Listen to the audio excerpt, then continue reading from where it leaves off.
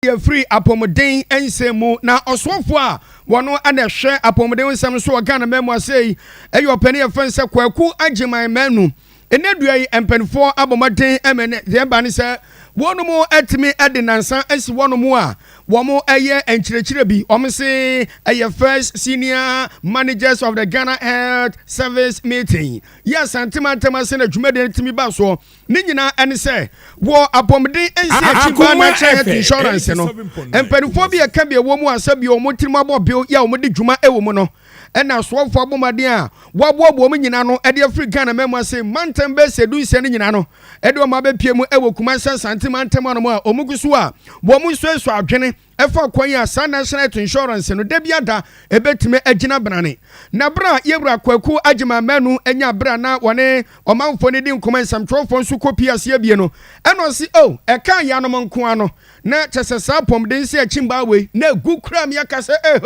wonu mantimi anye nanso nya saa ana nyankopen wo penuo enti sabre de omuguso se wo mse duru ba bia ne sika ensa ban ne tua ede ema National Health Insurance na mpanifo atimi ede aboho bra no duru ba bia ne sika no eche edile ansa na bia bekwa koduru bia ese koduru a akwa koduru de nanso enkyese sika no ekamu sa aban ne bo no homadene pa na mumade ba akwa no de eye ne ha no pa de se wase ono ma no wate se yese asoma esi no obentene wabomade akopiem awa yaresabia ye okita National Health Insurance card ni bi ya sabi se nipa kwonu ponu oni kapre esansa ban wo yesa health insurance no edi ma wo mu asabio omubotom entanya duru no obi ani botom nya duru a asa yade ache no no oba ba piem wono mu a ne mpanufo omda sa eya pomden eya esiachi banano no no omo gigi sika won fa sika we ya ma enya de be mu waduro won fa sika we ya ma eduru ese betima adwo kwan nya de betimi de ama na panini se aba adabaraka enti sabi oni pa ho enya momobo kakra kra yesu bi kura ekwa wo so na ese adokotafo etimi de sika ka no ye fanse sie so sade ende no a yesi obi timi tua Ghana sika dada no be say 10 million ene ya kire nie pani ne se da bi ti sabre de wode kokobo ekwa de ma safo ne nyina se wan hweye no wan hweye na oda so gigi sika ede fi sabi ayamfo honomo na ehun krata se betodwa no so pa akidi a waso be yeshi yenti pani no nsem ne bi. But we also have challenges. From the end user point of view, it looks like health insurance is not working in our country at the moment. I'm a patient and I know what it is. And I interact with a lot of people, not only my constituency, not only my region, but elsewhere. And the complaints that are coming about how those who are subscribed to health insurance are treated in almost all our facilities. To the extent that even CS, some are paying more than 1,000 cedis from their pockets in quite a number of our facilities now, when that is on the health insurance benefit package list.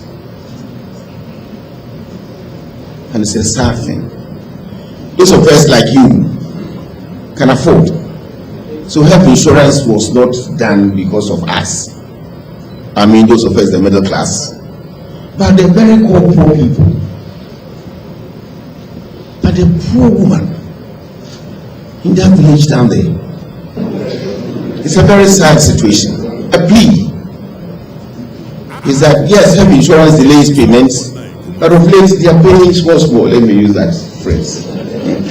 It's small. So why should I use that harsh word? Extort from the poor patients. You understand what catastrophic expenditures are? So we need strategies, not from the DG alone, not from anybody in the ministry headquarters, but how we can get cheaper implants to supply for people to use so that they get out of these challenges. So we need your help. Help in terms of how we can make access